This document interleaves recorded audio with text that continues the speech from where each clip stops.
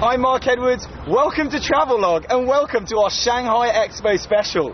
It's the 53rd edition of this fantastic event, which has been running all the way back since 1851. There are over 100 countries represented here in Shanghai, so we're going to take you on a whistle-stop tour around the globe. Welcome to your world. The walls have been whitewashed, old buildings remodeled, and a new 400-kilometre red carpet rolled out. That red carpet is the new and extended subway system for the 70 million people who are coming to visit this iconic event. The first expo was held in London in 1851, and the goal hasn't really changed. Today's expo is a golden opportunity for China and other participants to improve their national brand image, showcase their culture, as well as attract investment and tourism. So there are 4 ways to get to the Shanghai Expo. One is by subway, one is by taxi, one is by bus, and the way that we're going to take is by boat. There are 4 main entrances, and we're at the Shiliu Pool water entrance right here. So about to hop on the boat. There are about 20 minutes in between each boat. It starts at 8 in the morning. You've got 20 minutes to wait for the boat. There's a quick security check, and then we're straight on.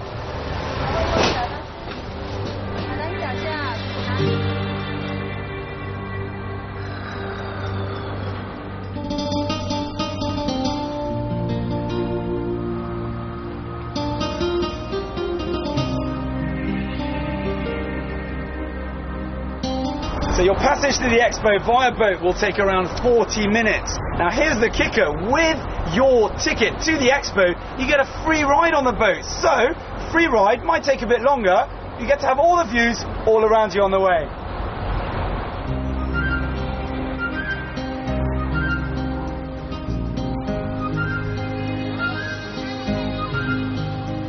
So here's the plan. If you've only got 3 days at the expo, we try to map out the most efficient way to see all the best stuff. Be warned, make sure you choose the correct entrance gate so that it's closest to the site you want to visit and hence can cut down your queuing time. So for us, the water gate for Zone A.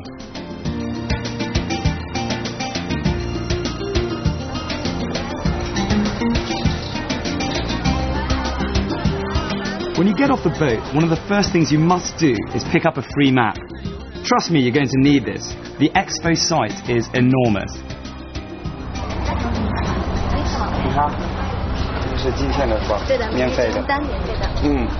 Okay, so when you make your way to the expo, make sure you pick up one of these event schedules. They'll tell you everything that's going on, all of the shows, all of the events that are on today, and they're different every day. They're free. You can get them from one of these people here. They're all dressed the same. Let's go into the expo. All in all, you'll find 5 zones, A, B, C, D and E, split by geographical region or theme. Zones A and B are grouped together and comprise Asia, Australasia and the Middle East. Zone C is for Europe, North and South America and Africa. Zone D is for specific cities from around the world, and Zone E is for organisations and sponsors. Zones A and C are situated at the main site in Pudong, and Zones D and E can be found just over the river in Puxi.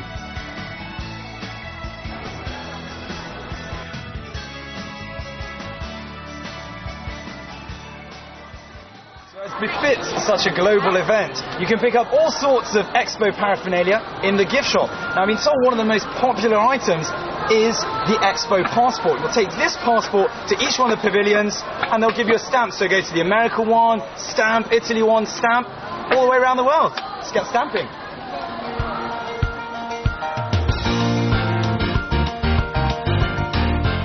There's plenty of memorabilia that you can pick up at the many gift stores dotted around the expo. The mascot called Hai Bao seems to be a catch for everyone, young and old. Hai Bao means treasure of the sea. He's shaped like the Chinese character Ren, which means people, and his funky hair is meant to look like a wave, because Shanghai is a port city. So behind me is the Expo Center. This is where the main celebrations, forums and conventions will take place throughout the Expo. On top of that, each one of the international pavilions will get one day here where they'll get to showcase, put on a show, spectacles, and really highlight everything about their countries. Haibao, a rather clean-cut fellow, is a perfect fit for the Expo's overall theme: a better city, better life. It reflects a hope of harmony as the world's urban population grows. It has also provided a framework for China and other countries to explore new ways of keeping modern cities clean, efficient, and comfortable. Each pavilion is a showcase of best practice shared by the participants. We found a stunning diversity of ways in which environmentally friendly and energy efficient technology is being used around the world, and even how it's bridging the gap between urban and rural life. This was done by incorporating natural spaces and elements into urban settings. The slogan for the Shanghai Expo 2010 is a better city, a better life. Now we've come to the theme pavilion where they really try and highlight what a more environmentally friendly city should look like and how we should really act between each other, between how we build a city and how the buildings are in general for a better life. So you'll be able to see who wastes the most and who's doing quite well. The Expo's green theme is explored in detail in the rather aptly named Theme Pavilion. It's a must-see for your own education and just for the sheer fun of it. Grabbing the theme by the horns, the pavilion is supported by eco-walls enveloped with 5,000 square metres of plant life. The undoubted highlight for me here was the 3D magnificence of the urban planet, as well as the stargazingly delicious story that unfolds at the Urban Dreams section.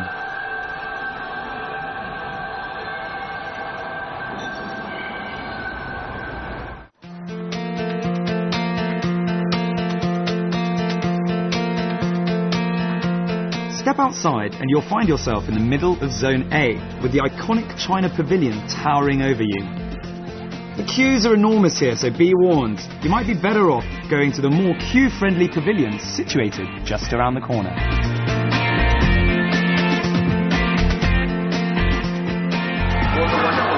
When people talk about Pakistan, they do not know it's so colorful and it's so culturally rich. And such diversity in terms of landscapes. We have some of the highest mountains in the world. This is the Pakistan Pavilion themed Harmony in Diversity.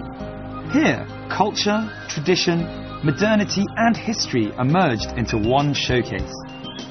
You'll be able to experience the life of a typical Pakistani citizen through visual and multimedia presentations.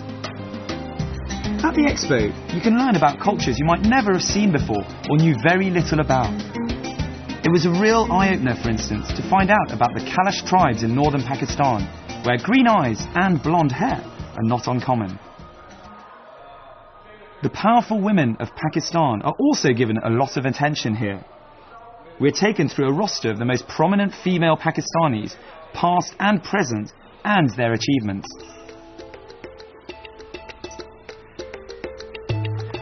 A stone's throw away from the Pakistan's distinctive Lahore Fort replica pavilion, you'll find the more queue-friendly ones of Oman, Israel, Sri Lanka, and India.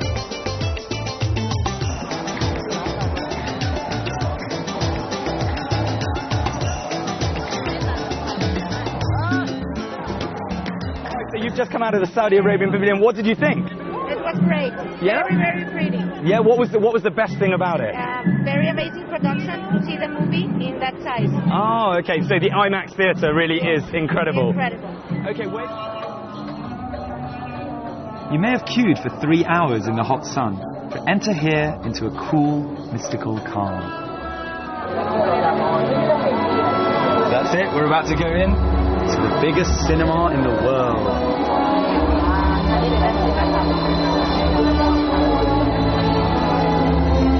Let the soothing Arabic music wash over your senses.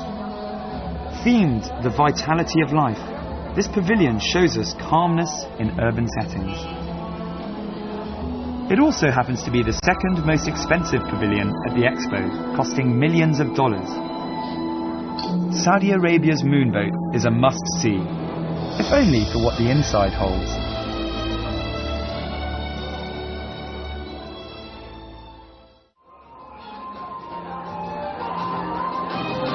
That was it. The largest screen in the whole world. 1,600 square meters of IMAX magnificence.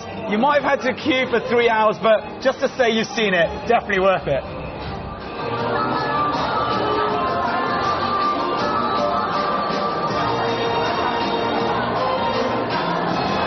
So don't forget to get your passport stamped when you go into each one of the pavilions. And we're here at the Saudi Arabia pavilion. Which page is it today? 35. 35, so you get a specific page. Here we go. Fantastic, thank you very much. And, even more.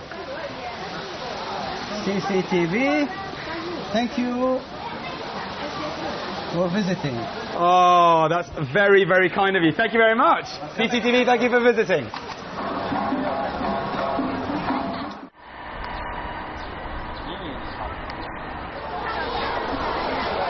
So the expo is absolutely huge, and you really won't be able to walk it on your own. So use the buses that run frequently across the main avenues. Just hop on and go. There are over 100 zero-emission shuttle buses zipping across the expo site. Every 300 meters, there's a stop. So you don't have to walk too far.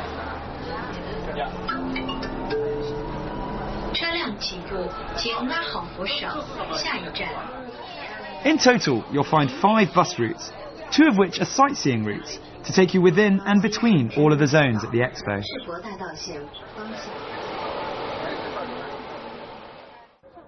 Most of the pavilions here are rented out. However, you'll find that over 40 countries have chosen to design and build their own pavilions, like the next one. So behind me we've got one of the most talked about spots in town. It's the Japanese pavilion. As you can see how popular it is with the huge queues. Now, plenty of things inside, but structurally on the outside, the Japanese have tried to highlight green technology and how they can use green technology to help humanity. The structure has solar panels to create energy. We've got funnels that takes in rainwater, and that keeps the building and the people inside cool. And they've designed the building so that it's open, so that wind can pass through and they don't waste a lot of electricity on things such as air conditioning. So very exciting. Can't wait to go inside and have a look.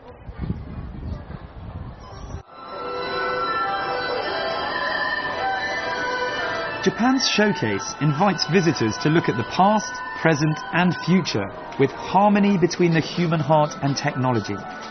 This breathing organism of a structure is trying to tell us that technology can bring us better lives through a cleaner world.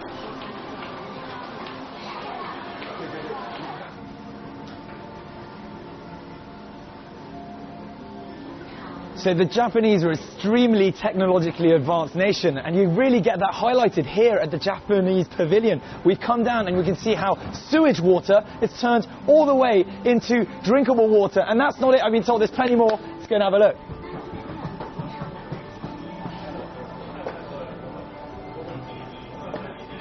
How about this? A power generating floor. I've been told on average they get 20,000 people through here a day. Think how much power that is. I'll do my bit for the country. I think I've done enough.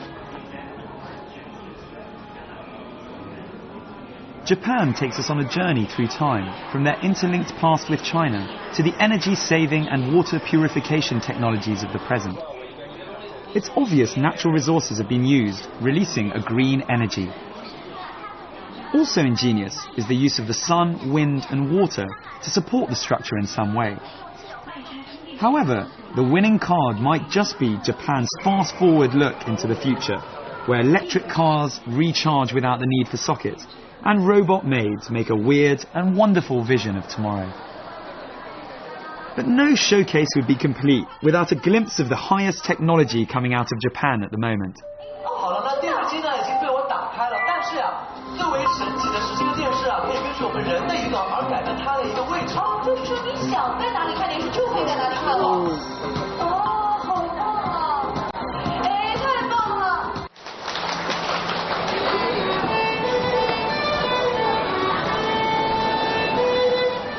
Without a doubt, the pièce de résistance of the Japan Pavilion is a robot which plays the violin.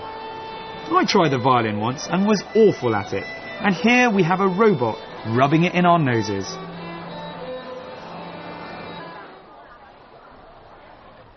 With queues being arguably the only bane to the expo experience, you can certainly appease your senses by avoiding them for a while and going show hunting. There are literally dozens of different shows, parades and spectacles every day to entertain you outside and inside. They can be found both in Pudong and Puxi, so make sure you check out the timetable which you picked up when you came in. Right?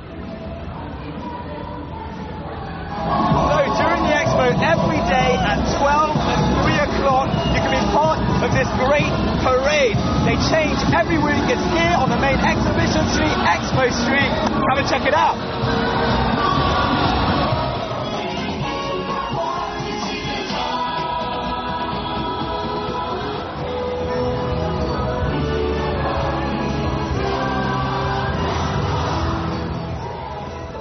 From Asia to Australasia, and to one of the most thought out and people-friendly pavilions. Light sprinklers here keep you cool, and the entertainment is a feast.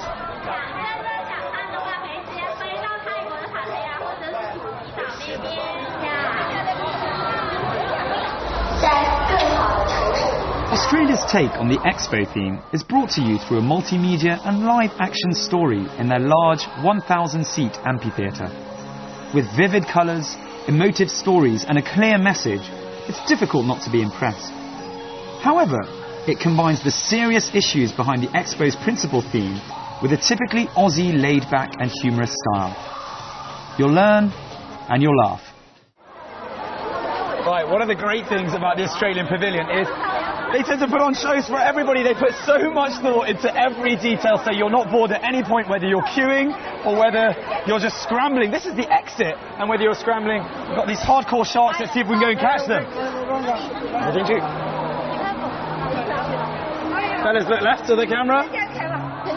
Looking nice and tough. Good sharks. You look good. You look swishing, you got me hoping and a wishing that we could take a walk, maybe have a talk, and go down the pavement like a friendly night and fall. Let's go, hit the high spots, The sharks! catch a magic carpet like a pair of Hottentots. Let's go, let's go, let's go, let's go, let's go. Let's go! Awesome, awesome. Led out by the sharks. Check them out. They sing, they dance, they entertain us. All this great detail at the Australian Pavilion. Make sure you come here. Do you like fish? Love fish. Let's call the whole thing off. As well as the main shows and spectacles for the public, many of the pavilions make no waste of their outdoor areas. Whether it's to promote their food through a restaurant or snack outlet, or taking the culture outdoors to snag the punters. And here, New Zealand do a stirring job. You'll be drawn to the music at first, and then you'll be drawn to the dancing.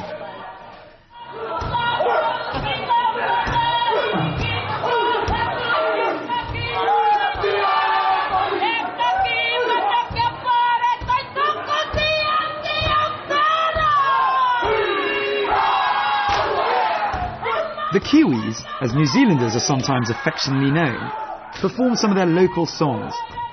It's all a build-up to their famous Maori haka, a ritualistic war dance.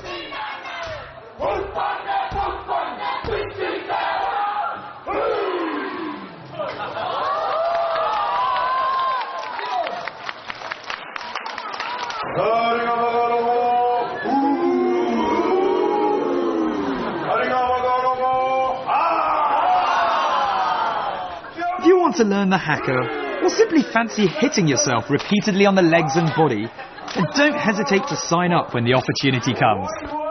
Be warned though, the crowds swell for this part of the show, so you might want to make sure you've had your lunch a while back, as you'll be appearing in many family holiday snacks. That said, you gotta love public humiliation.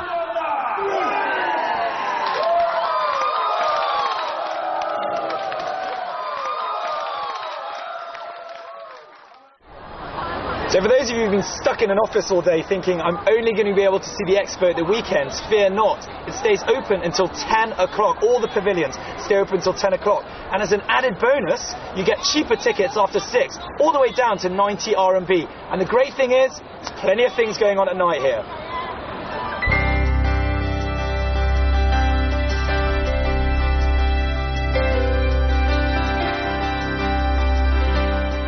So head on to the main attraction in Zone A, the China Pavilion. To be perfectly honest, stay away during the day unless you want to queue for around 4 hours. Make your way over when the evening comes along. As one of the 5 permanent structures constructed for the expo, the China Pavilion is one of the largest and most impressive. So when you make your way to the China Pavilion, one of the things you'll be able to check out is how Chinese people in the major cities used to live. Behind me, we've got 1978, that's how they used to live with the radio. Here we're moving 10 years forward, 1988, black and white TV, old school phone. Let's keep going. 1998, colour TV, computers. This is a bit more my style. And then finally, this is how Chinese people live today. Have a look. Some might say it's buzuo, which means not too bad in Chinese. Have a look.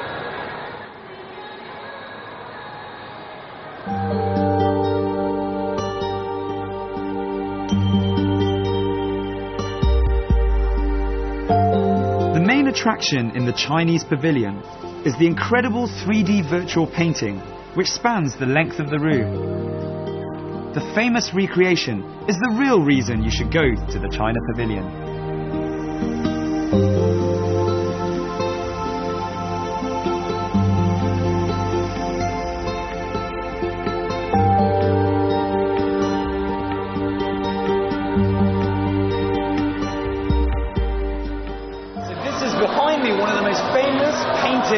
In China, or certainly it's a recreation of one of the most famous paintings painted over 900 years ago in the Song dynasty, which illustrates life within and outside of a city.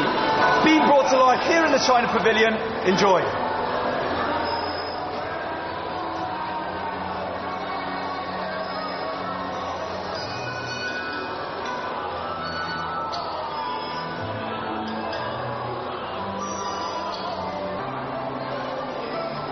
The expo, it's a chance to see what each country has to offer. But also, let's not forget there's a huge amount to see within China. We're here in the Chinese Pavilion of the provinces, where you can see what every one of the provinces has as a specialty. For instance, Heilongjiang's little pavilion here made of ice, of course, because of their famous ice festival.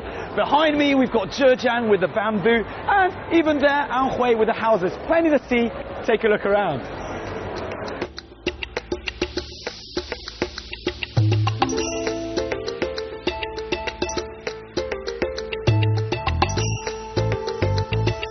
My biggest tip for the expo in zones A and B, if you're not a fan of the heat and queuing, is to come in the evenings. The crowds are smaller, some of the views are even more impressive, and the park is still brimming with life. But whatever happens, you've just got to make it down here.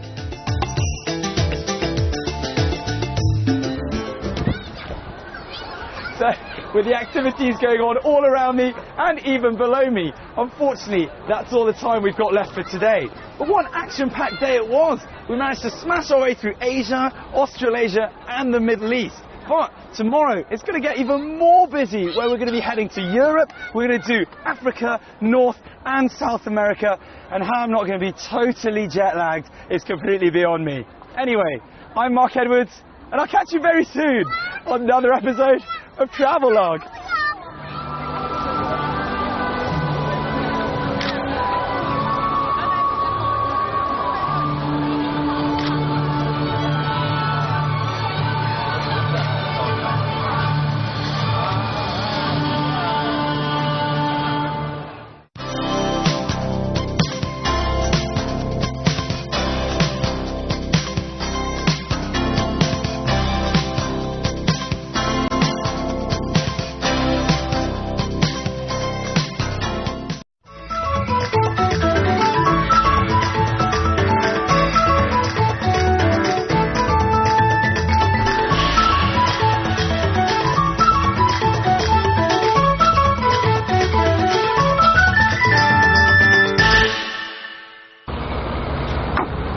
Hi, I'm Mark Edwards. Welcome to Travelogue and welcome to our Shanghai Expo special. It's the 53rd edition of this fantastic event, which has been running all the way back since 1851.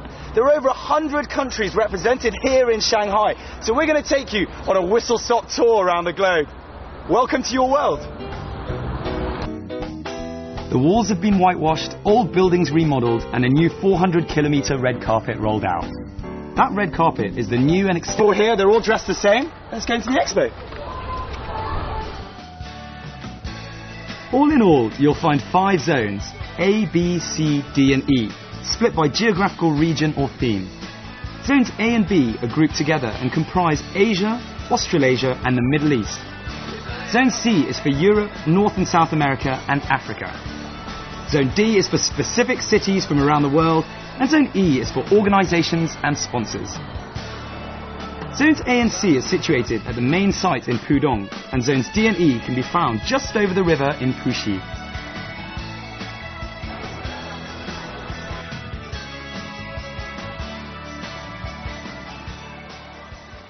As befits such a global event, you can pick up all sorts of expo Extended subway system for the 70 million people who are coming to visit this iconic event.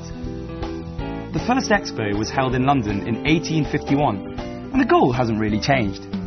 Today's expo is a golden opportunity for China and other participants to improve their national brand image, showcase their culture, as well as attract investment and tourism. So there are 4 ways to get to the Shanghai Expo. One is by subway, one is by taxi, one is by bus, and the way that we're going to take is by boat. There are 4 main entrances, and we're at the Shiliupu water entrance right here. So we're about to hop on the boat. There are about 20 minutes in between each boat. It starts at 8 in the morning. You've got 20 minutes to wait for the boat. There's a quick security check, and then we're straight on. Be warned, make sure you choose the correct entrance gate so that it's closest to the site you want to visit and hence can cut down your queuing time. So for us, the water gate for Zone A.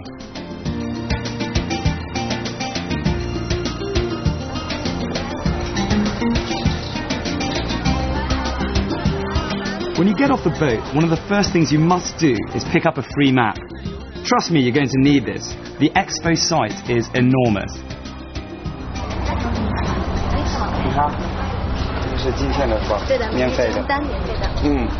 Okay, so when you make your way to the expo, make sure you pick up one of these event schedules. They'll tell you everything that's going on, all of the shows, all of the events that are on today, and they're different every day. They're free. You can get them from one of these people.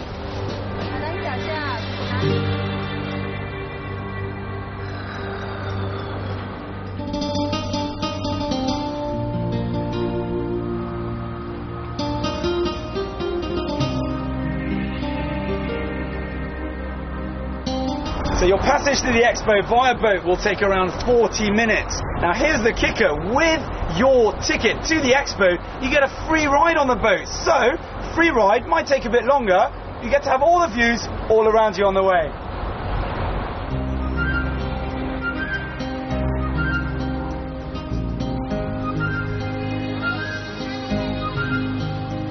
So here's the plan. If you've only got 3 days at the expo, we try to map out the most efficient way to see all the best stuff.